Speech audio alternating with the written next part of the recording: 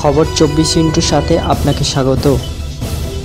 নতুন নতুন খবর জানার জন্য আমাদের চ্যানেলে চোখ রাখুন। শিক্ষাক্ষেত্রে আরও এক দুর্নীতির অভিযোগ এবার কাঠগড়ায় কলেজ সার্ভিস কমিশন। কমিশনের ওয়েবসাইটে নমুনা পত্রের উত্তর ভুল। চাঞ্চল্যকর অভিযোগে রায়গঞ্জের শিক্ষক পরীক্ষার্থীর হাইকোর্টের দ্বারস্থ হচ্ছেন তিনি। তার অভিযোগ, কমিশনের ওয়েবসাইটে নমুনা উত্তরপত্রে বহু উত্তরই ভুল। সেই পরীক্ষায় বসার পর কমিশনের ওয়েবসাইট দেখে তিনি এই ভুল ধরতে পারেন বলে দাবি। কমিশনের নিয়মকে চ্যালেঞ্জ করে অভিযোগও জানান তিনি, কিন্তু কোনো উত্তর পাননি বলে অভিযোগ।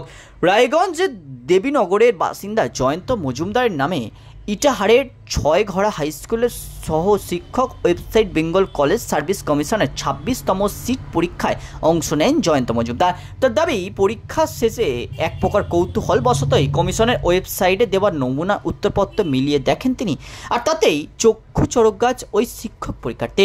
জয়ন্তর দাবি, কমিশনের দেওয়া উত্তরপত্রে বহু উত্তরই ভুল রয়েছে দেখে তা কমিশনের নিয়মকে চ্যালেঞ্জ করে কমিশনের টাকার বিনিময়ে গ্রিভেন্স ফাইল করেন যাতে তার নম্বর বৃদ্ধির কথা।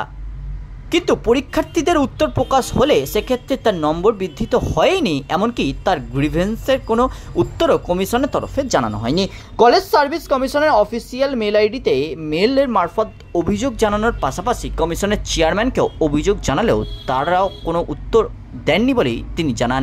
আর এতেই বড় দুর্নীতি রয়েছে বলেই তার দাবি। ব্যুরো রিপোর্ট, খবর 24/7।